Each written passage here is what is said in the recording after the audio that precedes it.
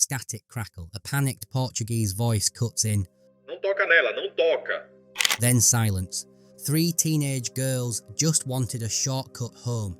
Instead, they froze, staring at something crouched beside a wall. It was barely 4 feet tall, its skin like wet tar, and 2 red balls glowed where its eyes should be. One girl vomited on the spot, another would need therapy for years to come, and before the sun rose again, the Brazilian army had rolled into tiny Varginha, sealing off streets, clearing hospitals, and, depending on who you ask, loading a body bag that wasn't quite human onto a transport truck. If that sentence just raised the hair on your arms, good.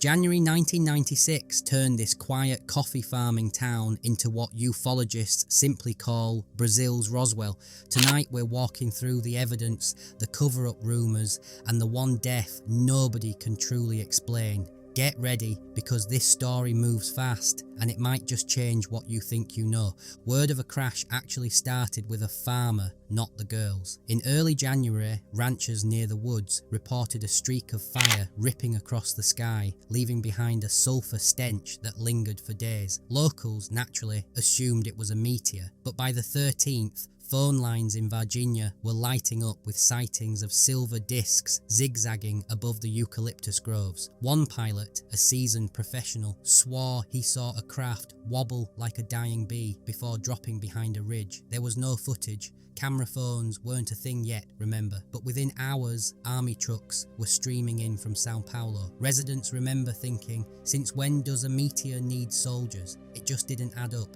Cut to Saturday morning, January 20th.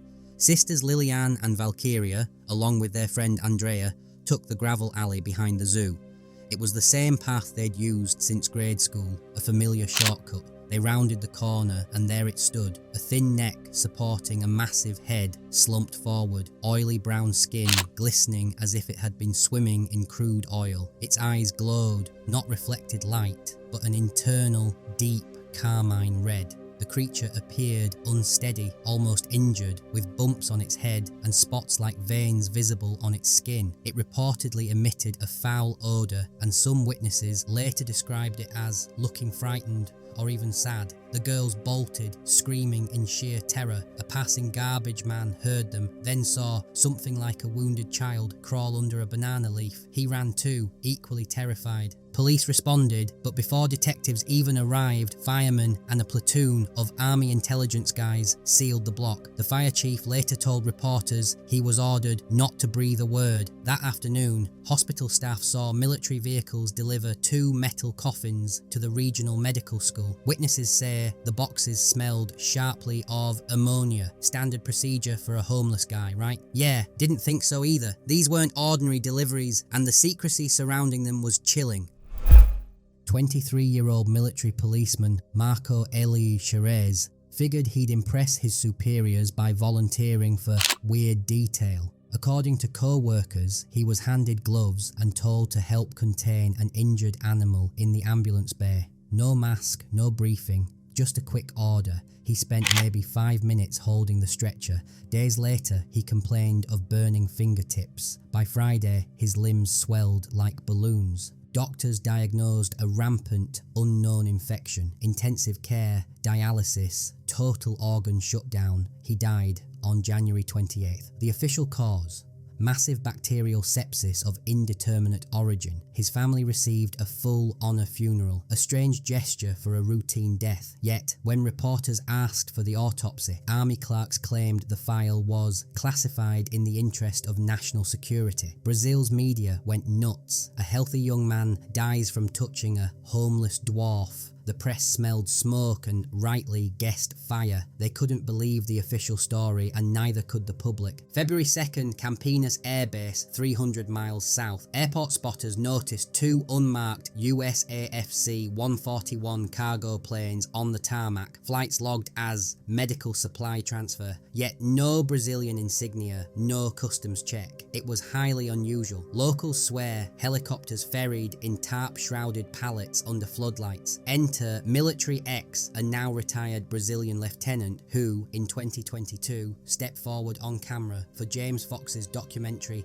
Moment of Contact. He states plainly, "We handed them a body, small, humanoid, dark skin. Americans took it north." If that sounds cinematic, remember Brazil had already hosted Project Plato, a joint radar program with the Pentagon. So joint ops, not far-fetched at all. Still, the foreign angle turbocharged talk of an international cover-up, raising questions about who was really in charge and what secrets were being shipped out of the country. Army investigators wrapped up a 4-month inquiry. No crash, no craft, no aliens. The creature? A mentally ill, homeless man nicknamed Mudinho. Sightings, mass hysteria, military traffic, routine, but the data doesn't square. Over 80 witnesses sketched similar beings, large craniums, skinny limbs, oily skin, those distinctive red eyes. Doctors who examined the coffins described 3-toed feet unfit for human anatomy. The official explanation for alleged alien sightings at hospitals was that they were just human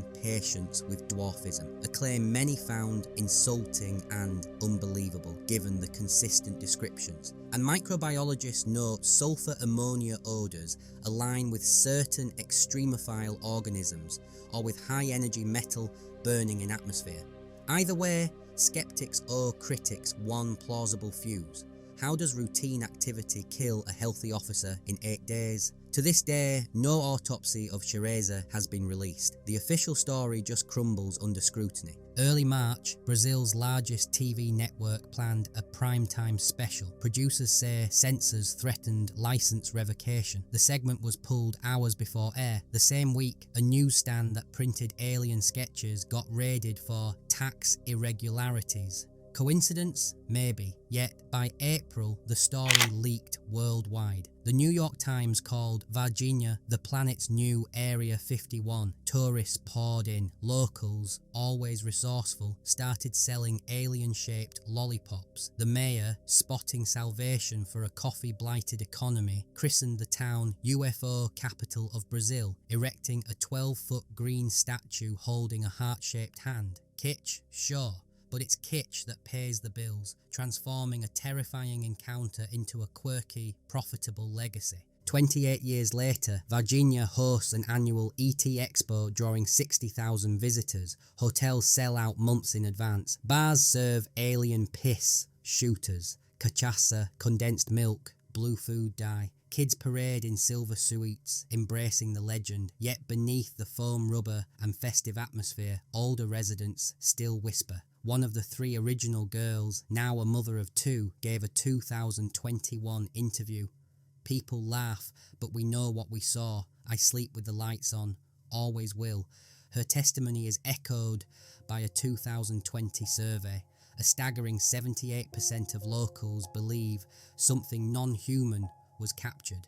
Try getting that kind of consensus on any other urban legend. The memory and the fear runs deep in Varginha. In 2022, filmmaker James Fox released Moment of Contact, gathering military officers, nurses, and the girls themselves on camera. The Rotten Tomatoes audience score a phenomenal 97%. The film reignited US interest. Joe Rogan's clip with Fox has nearly 7 million views. This translation: new eyes, new F4IA requests, new pressure on the authorities. In May 2023, Brazilian senators held a public hearing on UAP phenomena, the first in the nation's history. Varginha was Exhibit A, the undeniable centerpiece. Analysts predict a congressional inquiry within 2 years. Whether that ever forces the release of those crucial autopsy docs is anyone's guess. But the story's pulse has never been stronger. The world is watching. Compare notes: rural town, unexpected crash,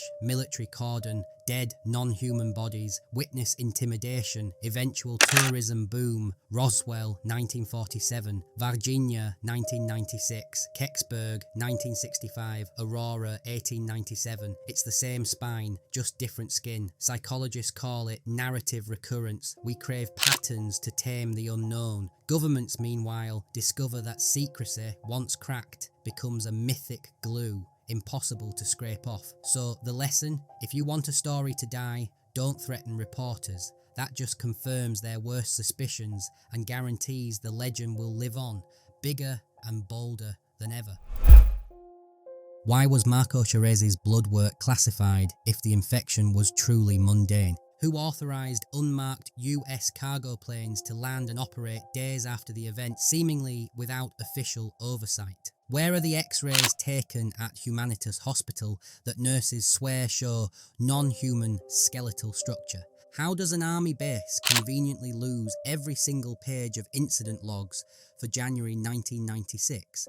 And the big one, if the creature was human, why has no family ever identified Mudinho as their missing relative? Until those answers surface, Varginha remains an open scar on Brazil's official record, an itch the public keeps scratching, demanding the truth. So here's the takeaway. 3 girls took a detour and stumbled into a mystery bigger than budgets, bigger than borders, and judging by the body bags, bigger than biology as we know it. Maybe someday a FOIA request drops a 200-page file proving it was all smoke and mirrors. Or maybe, just maybe, somewhere in a refrigerated vault sits a 3-toed, foot-tagged, unknown species, handle with care. Until then, Varginha keeps glowing neon green every January, inviting the world to look up, to ask questions, and to wonder what happens when the shortcut leads somewhere we were never meant to see. If you've got a theory that stitches these loose ends together, the comment section is yours. And if you want more stories that mainstream media buries,